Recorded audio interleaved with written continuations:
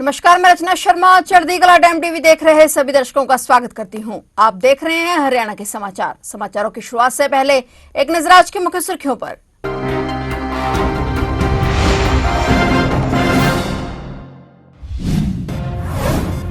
हरियाणा देश विदेश के निवेशकों का बन चुका है हब। गुरुग्राम में टेस्ला के सेंटर का शुभारंभ, मुख्यमंत्री नायब सिंह सैनी ने किया उद्घाटन।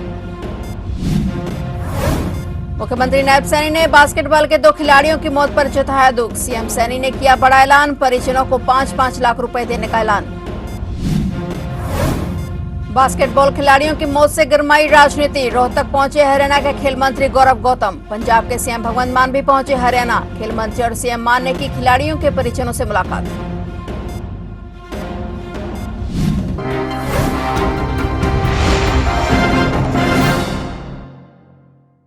और अब समाचार विस्तार से।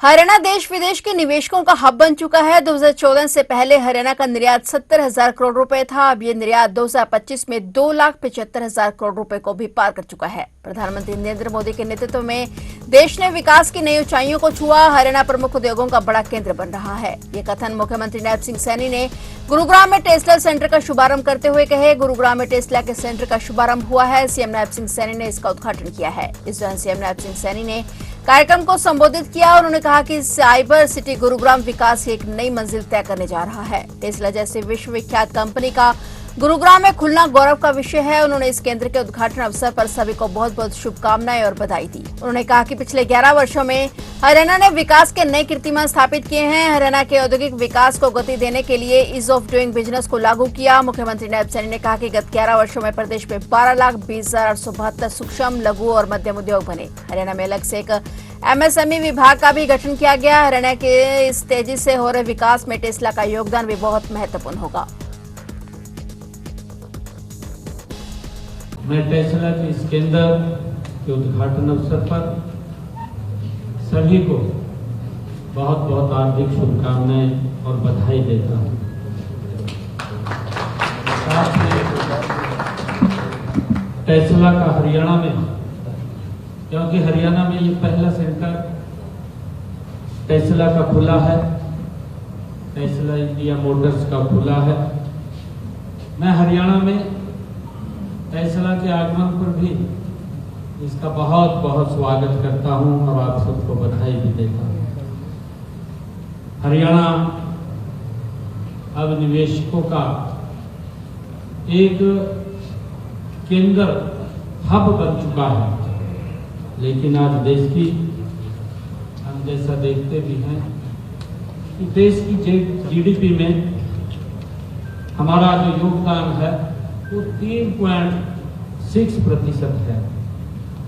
हमारी अर्थव्यवस्था आय बड़े राज्यों सर्वाधिक लगभग 3,53,000 रुपए है प्रति व्यक्ति आय। बड़े बड़े राज्यों में जो प्रति व्यक्ति आय है, हम लगभग उसके समान हमारा हरियाणा राज्य में है। हम सब देखते हैं कि 2014 से पहले हमारा जो निर्यात था हरियाणा में वो 70,000 करोड़ रुपए का था, 2014 से पहले। और अगर आज हम बात करें, आज 2025 में जो हरियाणा का निर्यात है, हरियाणा से जो निर्यात होता है वो लगभग बढ़कर के 2,75,000 करोड़ रुपए को भी पार कर चुका है। मुख्यमंत्री नायब सिंह सैनी ने बास्केटबॉल के 2 खिलाड़ियों की मौत पर गहरा दुख जताया है। उन्होंने परिजनों को 5-5 लाख रुपए देने का ऐलान किया है। साथ ही उन्होंने कहा कि इस दुख की घड़ी में प्रदेश सरकार परिवारों के साथ खड़ी है। वहीं सीएम नायब सैनी ने खेल विभाग को सभी खेल परिसरों के निरीक्षण के निर्देश दिए। सीएम नायब सैनी ने कहा कि खिलाड़ियों की सुरक्षा सरकार की सर्वोच्च प्राथमिकता है। खेल विभाग को खेल उपकरणों को और जरूरी सामान की मरम्मत करने के निर्देश दिए गए हैं। बता दें कि रोहतक में 2 दिन पहले 25 नवंबर को बास्केटबॉल अभ्यास के दौरान 16 वर्षीय इंटरनेशनल खिलाड़ी हार्दिक की मौत और बहादुरगढ़ में 15 वर्षीय अमन की जान जाने के बाद हरियाणा के खेल विभाग में बड़ा कदम उठाया गया है। खेल मंत्री गौरव गौतम ने रोहतक के जिला खेल अधिकारी को तत्काल प्रभाव से निलंबित करने के निर्देश दिए हैं। साथ ही जिस बास्केटबॉल नर्सरी में यह हादसा हुआ उसे भी निलंबित कर दिया गया है।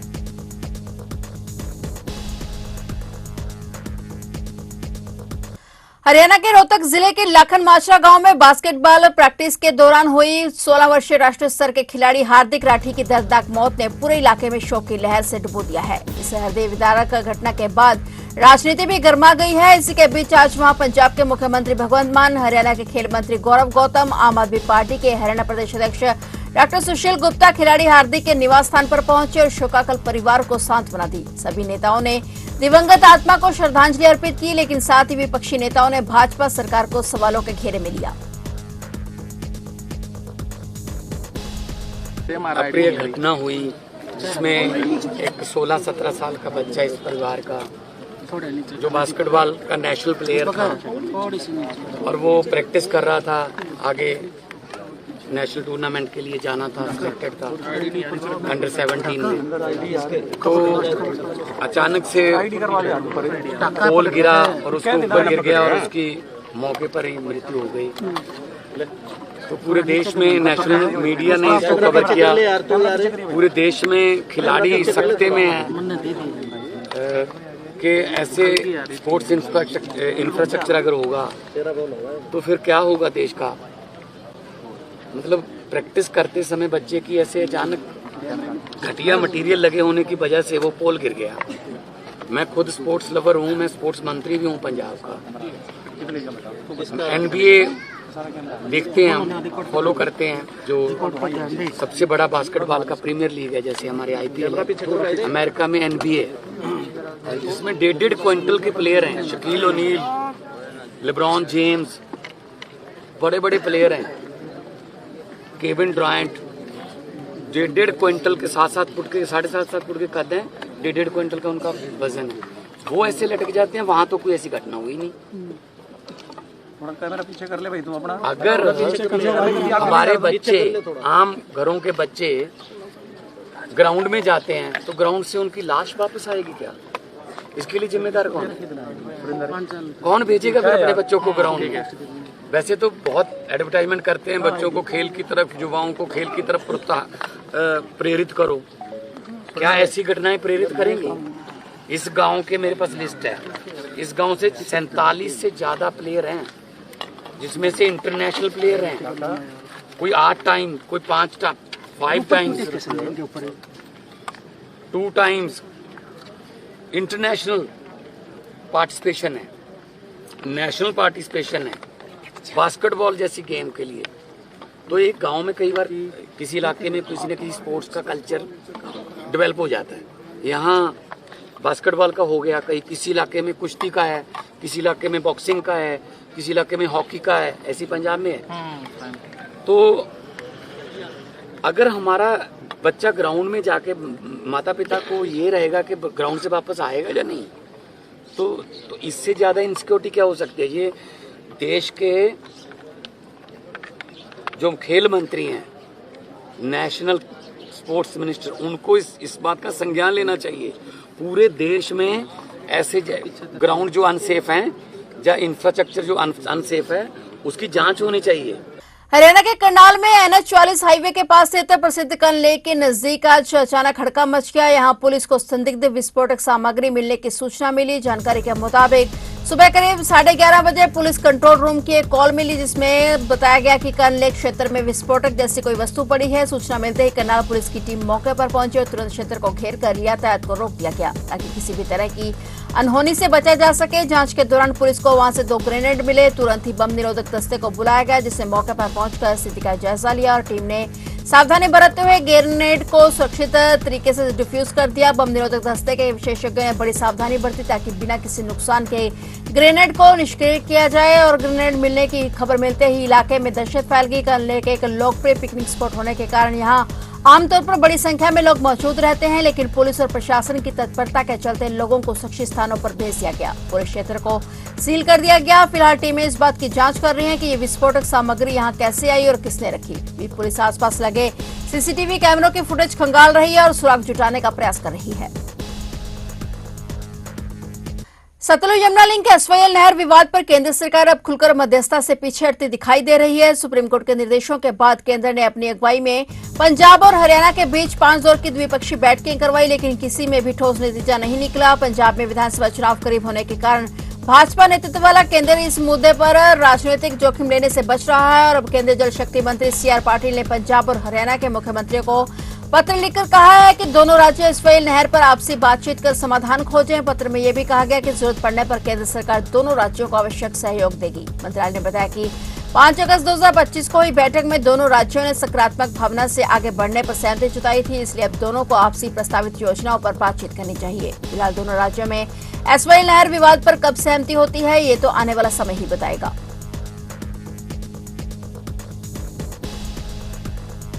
हरियाणा के सरकारी डॉक्टर हड़ताल पर हैं, जिसके चलते ओपीडी सेवाएं प्रभावित हो रही हैं। सरकारी डॉक्टर्स एसएमओ की सीधी भर्ती के विरोध में ये 2 घंटे की पेन डाउन हड़ताल पर हैं। हालांकि हरियाणा सरकार ने स्वास्थ्य विभाग को साफ निर्देश दिए हैं कि इस दौरान मरीजों को कोई भी परेशानी नहीं होनी चाहिए। ये सभी डॉक्टर अपनी मांगों को लेकर हड़ताल पर हैं, जिसके चलते सुबह 9 से 11 बजे तक ओपीडी बंद रखने का काम किया जा रहा है। और बता दें कि बहादुरगढ़ के 62 डॉक्टरों में से 53 डॉक्टर पेन डाउन स्ट्राइक पर रहे और बाकी डॉक्टर इमरजेंसी और लेबर रूम में सेवाएं दे रहे हैं, ताकि गंभीर रूप से बीमार मरीज को समय पर इलाज मिल सके।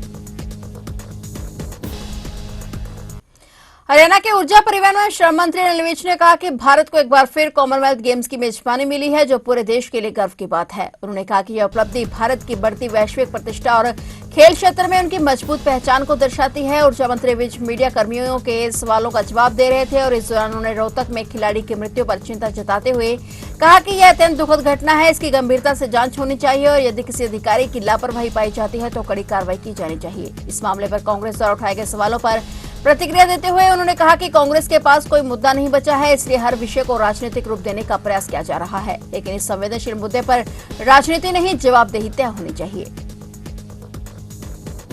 देखिए, कांग्रेस क्या कहती है उसका तो मुझे कुछ नहीं कहना, लेकिन इस बात का दुख जरूर है कि 2 खिलाड़ियों की जान गई और इसकी जांच होनी चाहिए। जो भी अधिकारी इसके लिए जिम्मेवार है उनके खिलाफ कार्रवाई होनी चाहिए। अब हर चीज़ में राजनीति करना, अब जिनके पास मुद्दे ही नहीं रहे अब वो तो यही करेंगे। कोई हमला नहीं कर रहा संविधान के ऊपर, सारे काम संविधान अनुसार हो रहे हैं, संविधान अनुसार सारे कानून का पालन किया जा रहा है। संविधान का उल्लंघन तो कांग्रेस कर रही है, कांग्रेस ने किया हमेशा। इंदिरा गांधी ने संविधान को एक किनारे रख के इमरजेंसी लगा दी थी, सबके मौलिक अधिकार छीन लिए थे। और ये जो राहुल गांधी जी हैं, ये रोज संवैधानिक संस्थाओं के ऊपर हमला करते हैं। कभी चुनाव आयोग पर करते हैं, कभी सीबीआई पर करते हैं, कभी किसी और संस्था पर करते हैं। संविधान पर प्रहार तो लगातार कांग्रेस पार्टी कर रही है। फरीदाबाद के बल्लभगढ़ क्षेत्र में 25,30,000 रुपए की लूट की वारदात का पुलिस ने 24 घंटे के भीतर खुलासा कर दिया है। नरियाला गांव के मौजूद सरपंच के बेटे नवीन भारद्वाज पर आरोप है कि उसने अपने 4 साथियों के साथ मिलकर शिमला धर्मशाला के पास एक युवक को नुकीले हथियार से धमकाते हुए नकदी लूट ली और फरार हो गए। यह घटना 24 नवंबर की शाम करीब 6 बजे की है। मामले की सूचना मिलते ही क्राइम ब्रांच ऊंचा गांव की टीम ने आरोपियों की तलाश में शुरू की और लगातार प्रयासों के बाद पुलिस ने मुख्य आरोपी नवीन भारद्वाज समेत 3 आरोपियों को गिरफ्तार कर लिया। पकड़े गए आरोपियों के पास से करीब 21 लाख रुपए की नकदी भी बरामद कर ली गई। एलसीपी क्राइम वरुण दहिया ने बताया कि लूट में शामिल मुख्य आरोपी सहित 5 में से 3 आरोपियों को गिरफ्तार कर लिया गया है। ये सभी नरियाला गांव के ही निवासी हैं। इनमें से बाकी 2 फरार आरोपियों की तलाश जारी है। बरामद नकदी के सबूत के तौर पर सील कर आरोपियों से पूछताछ जारी है।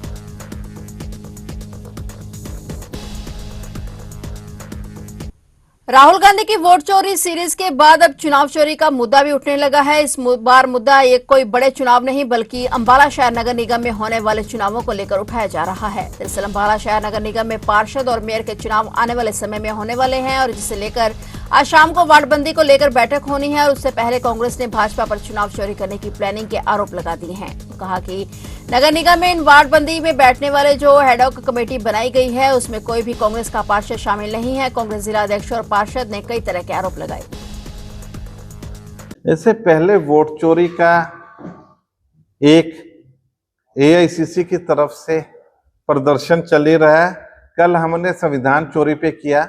आज उसी कड़ी में अंबाला आने वाला नगर निगम का चुनाव चोरी करने की तैयारी कर रही है ये सरकार। इसके जरिए आपको ये बताते हैं कि 29/10/2025 को एक प्रेस के साथियों के माध्यम से हमें पता चला कि वार्ड बंदी के लिए एक एडहॉक कमेटी का गठन किया गया, जिसकी पहली मीटिंग 3 नवंबर को थी।